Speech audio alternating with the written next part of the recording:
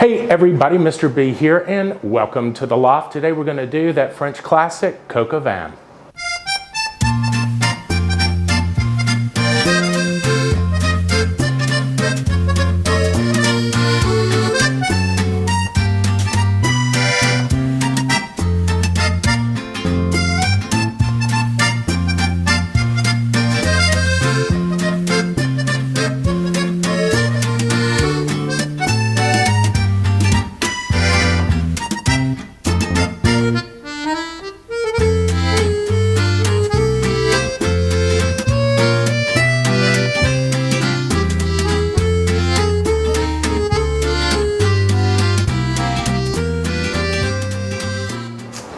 Okie doke. So a couple of things about doing this recipe before we get started. It is very important that you have your mise en place, have everything prepped and onion sliced and mushroom sliced and everything out and ready to go. It'll just, trust me, even have your bottle of wine open, right? So traditionally, coq au vin, or rooster with wine, was done in France with just that, an old rooster, and it would take about 2 damn days to get that old bird ready to be editable. So you would marinate it overnight in some wine and mirepoix and all that kind of stuff. Well, these days, at least last I checked, I don't see a lot of old rooster on the shelves at Publix, so we're getting young, fresh chicken. So you can move this along considerably, given the fact that you're using a fresher chicken, right? So there's that. Another thing is, I don't know that I would necessarily consider this a weekday dish. It's probably going to run us close to about an hour and a half start to finish. Now, most of that's just going to be sitting on the stove and kind of stewing a little bit. So it's not that it's that complicated. You just got to be ready to go, because once it starts going, it's going to go reasonably quickly. So the first thing we are going to do is start with about a half a pound of bacon in a cold skillet. Now we have taken this bacon and we have cut this into about 1 inch sort of squarey doodles, otherwise known as lardons. In a cold skillet, medium heat, brown it to crispy. Okay guys, so while we're waiting on our bacon to start browning, let's talk about the chicken and get it seasoned. I'm using bone-in, skin-on dark meat. I've got some legs, some thighs. This works really well with like quarters, you know, the thigh and the leg kind of combined. I don't really like doing it with a whole chicken or chicken breast because it doesn't seem to work for me. The dark meat gives this dish a lot of richness, but if you want, use the chicken breast, that's fine. Just trust Daddy, you're gonna want a bone in this thing, all right? Because we're gonna be braising for a while. We're going to take some salt and pepper, which I've combined here, and we're going to season our chicken very thoroughly.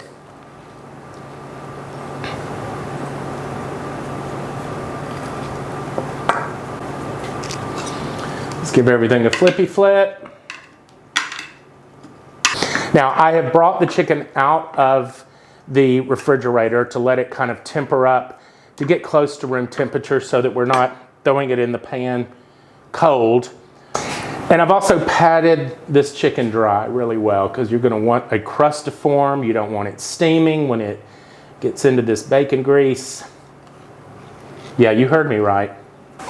Okay, we have gotten our lardons good and rendered. They're going to be starting to get a little crispy here, which is exactly what I want to have happen.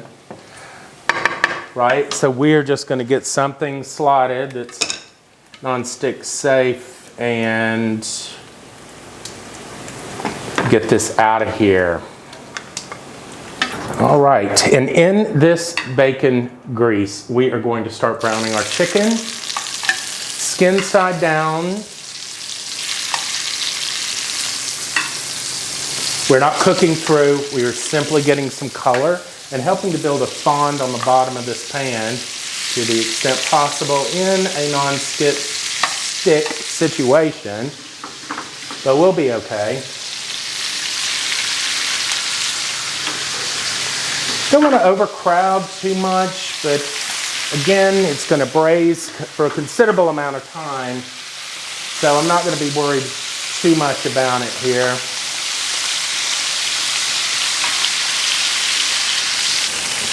After about, I don't know, 3 to 4 minutes, we're just going to give everything a nice flippy flip here, guys. That nice color coming.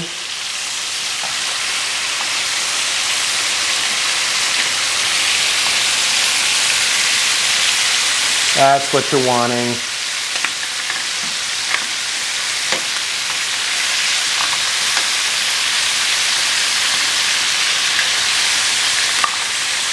And we'll do the same for that side.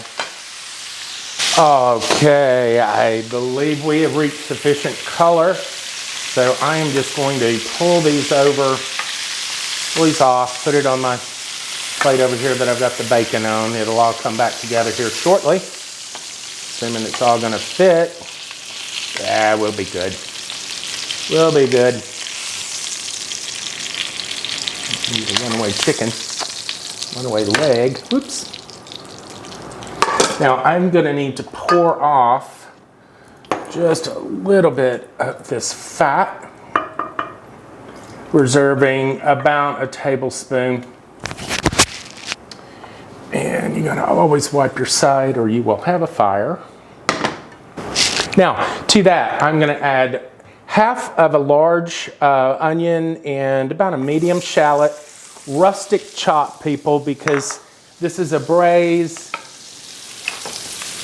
It's going to be fine. Get that coated.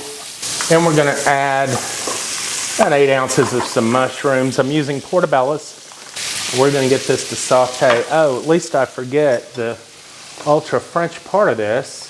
You know, it's not France without a little butter. I'll hit this with just a little bit of salt. Be careful here because the bacon has salt.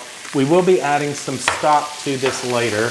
I'm using a Himalayan salt there, so a little bit of that goes a long way. Some fresh cracked pepper. But I do want to, A, season this layer, and B, that salt will help some of the moisture of this veg kind of come out. Our veg is really good and soft here. I am going to add about 3 cloves of just some smashed garlic. Again, very, very rustic. You don't have to sit here and fool with this too much because, again, we'll be braising for quite a while. I'm going to let this open up for about 30 seconds or so. And let's just give this a little bit of flour. We're going to start making a roux here. This will help thicken this into a nice gravy. Get that flour in there to cook out some of that rawness. Maybe just a wee more.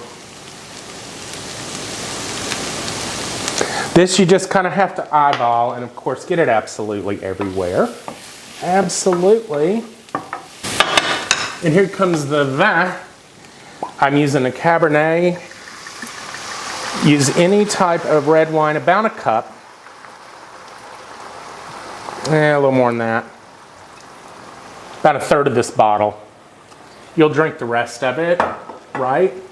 And let's get this to incorporate that beautiful color. Now I'm going to add my chicken back in.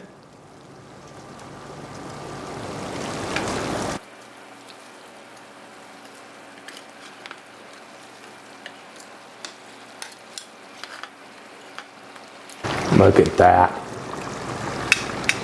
And we're going to add the bacon and all of the drippings that were left over. And maybe get that around a little bit. You know, you can do this without making a complete and total messy disaster, but you know, gods are not shining on me in that way. With some chicken stock, I'm going to add, just to get everything close to being completely submerged, like that. I'm going to lower my heat, slap a lid on this, and we're going to let this simmer for about 30 to 40 minutes until an internal temperature hits about 165. And in the meantime, I got to clean this shit up. All right, kids, I got so discombobulated with the flour, I forgot to talk about herbs. Throw some fresh thyme in there, right? And then I am going to add some herbs de Provence, which, you know, is basically thyme, rosemary, a little oregano, I think Mediterranean. Let's just get a teaspoon or so down into that. This will help flavor our sauce. Now you cover it for 30 to 40 minutes. Okay, let's take a look at that. Isn't that gorgeous, guys? So we are about 40 minutes in, and I'm gonna leave it uncovered to let that start reducing. Okay, guys, there you have it. Now, this has been going about, I don't know, 20 minutes or so. Let's give everything kind of a baste.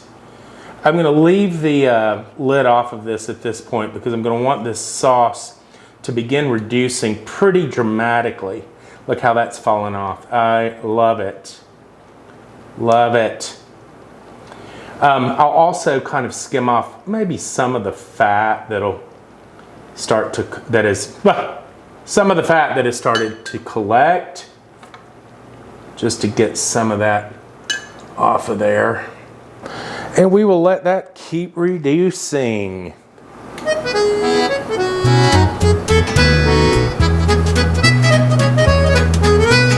Okay, while this is finishing its reduction, I'm gonna taste for seasoning and see where we're at.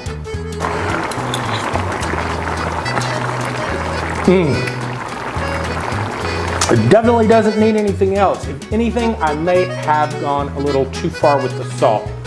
I think what I would have done differently would have been pulled back a little bit when seasoning the chicken. You've gotta always take into consideration how much salt is in this bacon. I mean, it's good. And once it gets on some, you know, mashed potatoes or butter noodles like I'm doing today, oh yeah. Oh yeah. I mean, I'm not gonna be mad about it. I'll tell you that. All right, let's get our noodles going and we will plate this up. Okie doke, guys. I got my butter noodles done. And let's get this plated up. One of the things that I did to try to stabilize my current salt situation, and trust me, the recipe that's in the description will work. It won't be salty, I promise. What I did, however, is I did not salt my pasta water. So that is going to, you know, give us an opportunity to pull back just a little bit. So let's see, let's carefully try to get us some noodles down. In France, this is typically served with a butter noodle or mashed potatoes, and it is so good with mashed potatoes. But you will see it both ways. A tagliatelle, a butter tagliatelle would work amazing here. Okay, and to that, let's get me a piece of our beautiful coq au vin. And I'm just going to, and let's ladle some of this beautiful gravy. Get it on them noodles now. That's the whole point. There we are.